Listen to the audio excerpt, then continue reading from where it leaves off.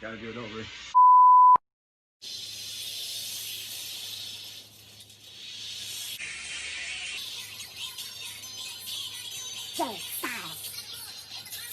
When you were standing up, it completely cut your head off.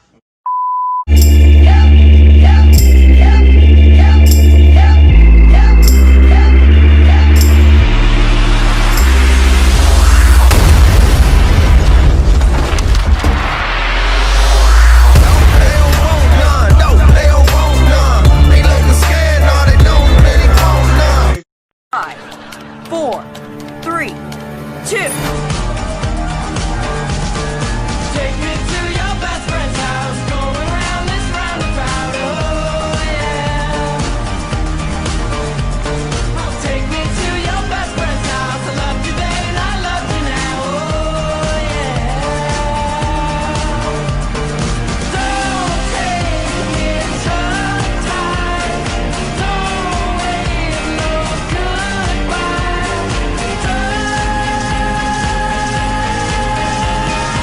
Welcome back, Superstar fans. Talking wrestling with Dad and Lad. this is episode 6, and we're gonna give it away on Monday Night Raw. It was a huge night, and it's gonna first off with Dolph Ziggler coming out, and Drew McIntyre was very like, wow, when he came out into the ring, and he was just like, you're SmackDown. He comes out and he's just basically saying, we got traded. Me and Bobby Roode got traded for AJ Styles. Comes out in the ring. He's impressed that Drew McIntyre has gone up against the Big Show, Seth Rollins, Bobby Lashley. But Dolph Ziggler is basically there for saying, you know what? I made you. You were at your lowest point, the lowest of the low. And I picked you up and I brought you here. You came to Monday Night Raw because of me. I made you who you are. I made you for the reason why they came back and signed you. I'm the cause of all that. And they're a team. And- Also going Drew McIntyre and who was it? Well, you know, the funny thing was last year, remember at Backlash, it was Ambrose, who was Moxley now. It was the Shield that came out and fought. It was Fastlane. Oh, it was Fastlane. It Yeah. absolutely It was was a Fastlane. six-man tag team match. Yeah, and it was Bobby Lashley, Baron Corbin, and Drew McIntyre when McIntyre was a heel. So basically, Dolph Ziggler comes out, addresses Drew McIntyre, says that he owes him, and Drew basically tells him, you don't owe me a dang thing, but you're the one that called me a psychopathic Scottish man, you know, and he just basically said, okay, I'll challenge you to Extreme Rules. My belief of what's going to happen with that, I think Drew McIntyre is going to win and beat Dolph Ziggler, but you know who I think is going to interfere in the match? Bobby Roode. Yeah. Because he hasn't been in there in a while, and you know he's buddies with Dolph Ziggler, and he's gonna, you know, try to interfere with the match. But I think McIntyre's gonna come out victorious in this one in Extreme Rules. On to the second thing that we saw that night was Nia Jax comes out basically on her own, seems almost kind of like off script, sits down in the middle of the ring in a chair, and says she is not moving until she gets some answers. And then all of a sudden, here comes R-Truth. R-Truth music comes on, comes in the middle of the ring. Nia Jax is shaking her head at him. He says, are you a transformed Kira Tozawa? I'm sorry, but this stuff is getting sad. Maybe other wrestling fans could laugh about the situation of all that stuff, but it is basically boring to me and him. It was stupid. Don't want to say this right now, but this is just Stupid. that was just the dumbest thing. Embarrassing my whole entire life. I'm with you on the segment of the creative writing decisions on that. Yeah. Basically, R-Truth runs away, and we get on to later on what happened with that. So Nia Jax stays in the ring. Charlotte Flair's music comes on right away after R-Truth ran out of the ring. Flair comes in the ring. They start talking their stuff. Nia Jax says, you only are who you are because of your father. But Flair says, yeah, but my father didn't beat Asuka's undefeated streak. My father's not, you know, I'm a 12-time champ for a reason. I've defeated legend icons. I've defeated Asuka on an undefeated streak. I've beaten, you know, Sasha Banks in the first Hell in a Cell match with women's ever. You know, remember that? That was about, what, 4 years ago? The Sasha Banks and Charlotte Flair Hell in a Cell? No, that was in 2020. It was 2019. No, it was not.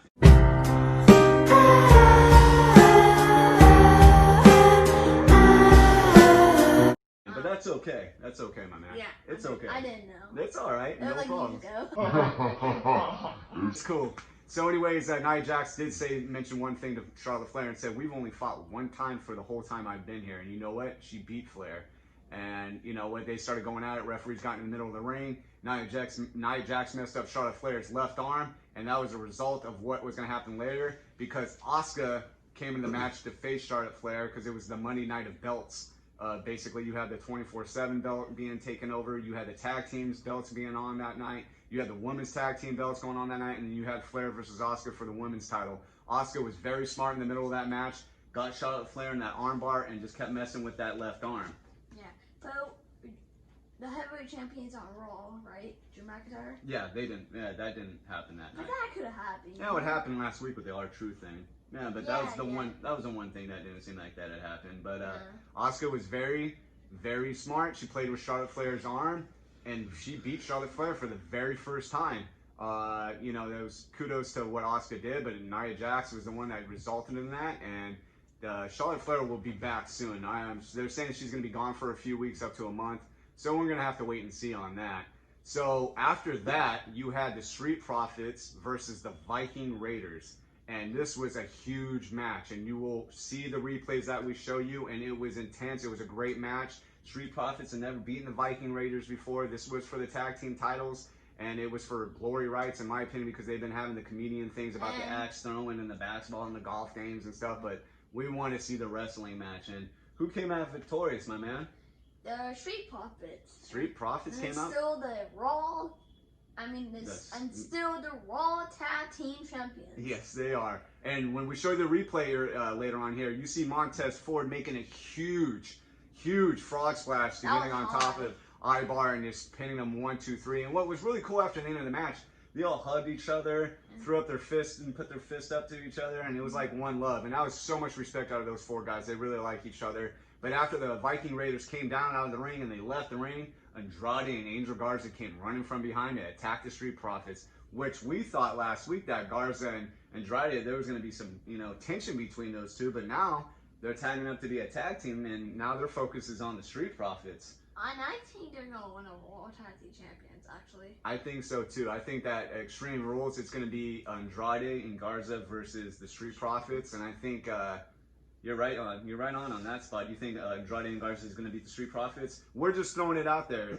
Maybe that's what's going to happen for Extreme Rules. Andrade Garza versus the Street Profits. We're just throwing it out there. That's just our minds of thinking that. So, I want to say one question right now. okay. Extreme Rules coming up right now. Extreme Rules is in a few weeks. It's in July. Okay. Okay. But Mm-hmm. I want ECW back. But I know that's never going to happen. But I just want ECW back.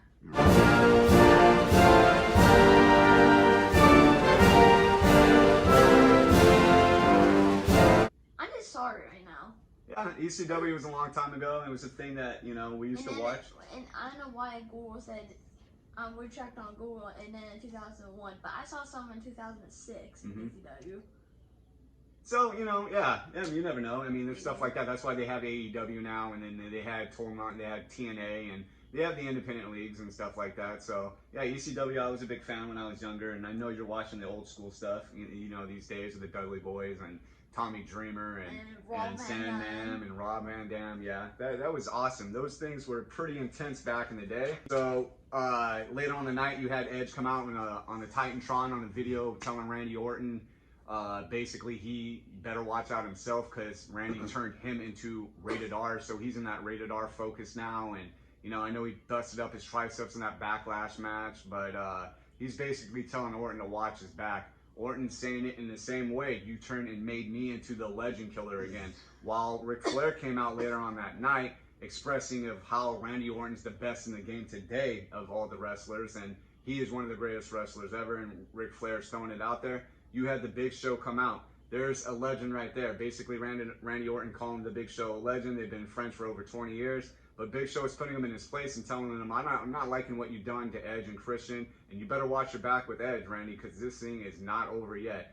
And I think something's going to happen with Big Show. I think Orton's going to do something to the Big Show because Orton does those kind of things. He is very maleficent, to doing those things, and he does those, things from behind when you're not looking, and backstage areas where you're not looking. And Orton is, he's a venomous guy for snake reasons. That's how why they call him. You know, he has voices in his head.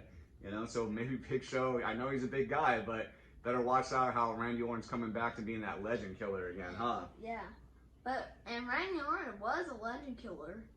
He was. Yes, absolutely. Very dangerous wrestler.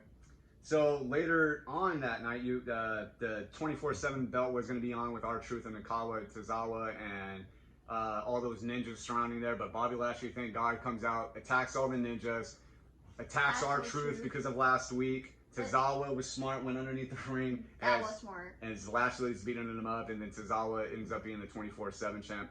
Big whoopie do, dude. We don't care for the 24/7 belt. We think it's a waste and a joke. It's trash. It's just trash, you know. I know Mick Foley, the great Mick Foley, is the one who presented that 24/7 belt, you know, I think it was a year ago.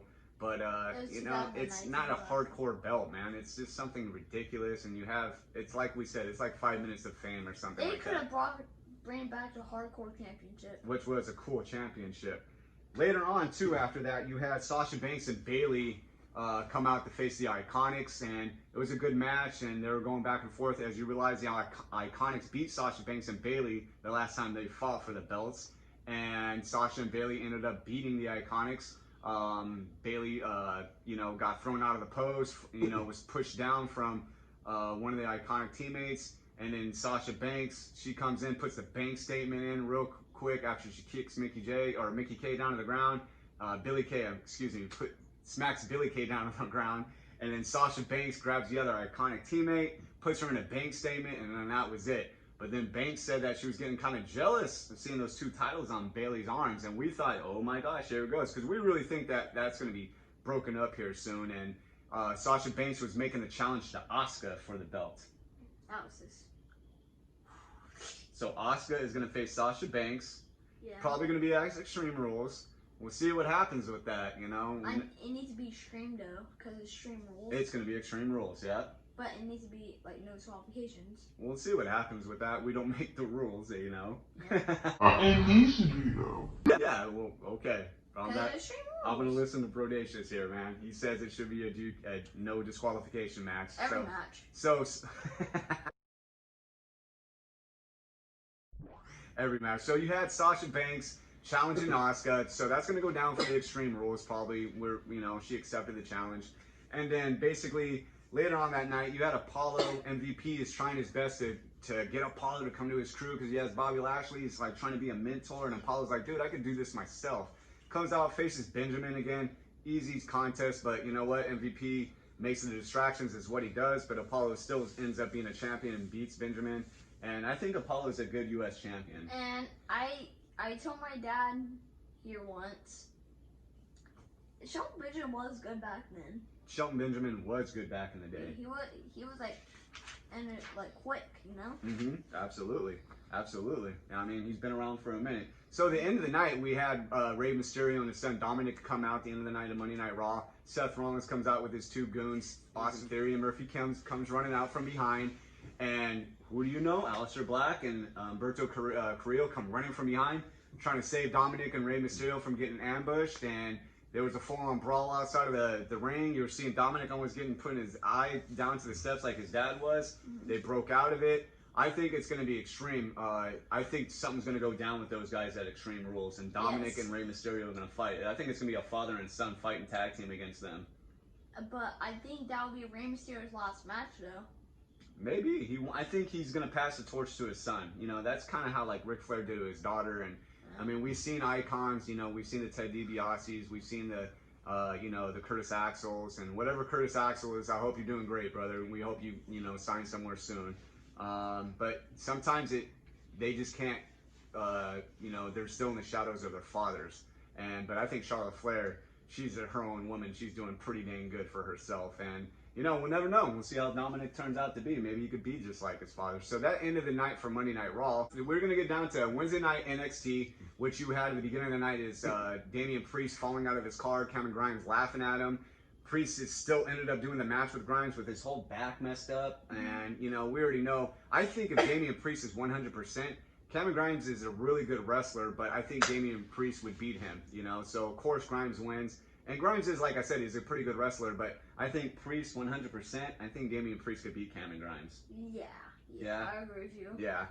And then His backup hurts, though. so the big match too is we were looking for. There was a couple big matches we were looking forward to this week. We had Bronson Reed, the big man, facing Karrion Kross, and we both said last week, I think Karrion Kross is going to win. The guy is psycho, dude. He likes the pain. If you're watching the match, which when we show you the replays, you're seeing Bronson Reed basically just keep pounding Karrion Kross's face, and he actually does a back suplex on him and a German suplex on him real quick, and he laughs about it. He's literally standing up and just screaming at him like he wants more pain. And then eventually he starts doing his own suplexes, his own pretty much like Kurt Angle's slam suplexes. And he keeps getting back up. And Karrion Kross kept getting back up, but Bronson Reed wasn't. So whoever's going to face Karrion Kross, good luck, because this guy seems to be on a warpath right now. After what he did to Tommaso Ciampa in your house, and after what he has done to Bronson Reed, this guy is on a mission right now. Yeah. And That's a fiend. Unstoppable. Like Goldberg. Unstoppable. Not that unstoppable, but it's getting there. Yeah, he just inflicts the pain. He doesn't, pain is not getting in. You had Rhea Ripley come out and face Aaliyah. Very boring match, I'm sorry, but Rhea Ripley is awesome. Facing somebody that's so tinier than her. Okay, the whole drunk manager on the side of the ring and stuff. And okay, so next week they're gonna fight again, and if Rhea Ripley loses, he has to be the manager of Rhea Ripley. Okay.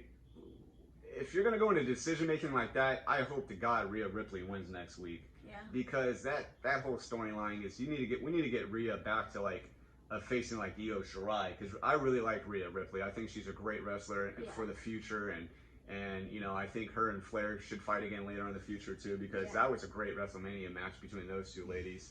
And then so after that, which was really really funny, you had Roderick Strong come out facing Dexter Lumis.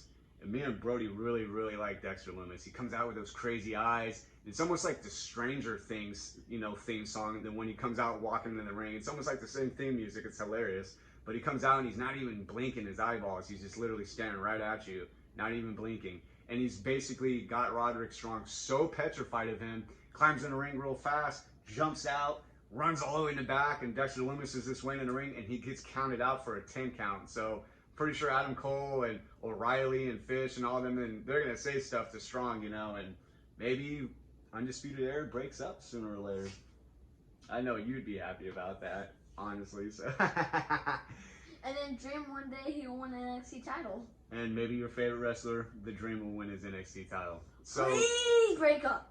Yeah, I know Brodacious is a man who does not care for they're good wrestlers, but they're great wrestlers. I have respect for them, but he's getting tired of the Undisputed. So the end of the night, greatest match. We were so looking forward to this. We couldn't wait for the 7 days for this to even happen. You had Keith Lee, you had Johnny Gargano, you had Finn Balor in the ring. It was an awesome triple threat match. Awesome triple threat match for the NXT North American title. Whoever ended up winning that match, 2 weeks from now is going to face Adam Cole.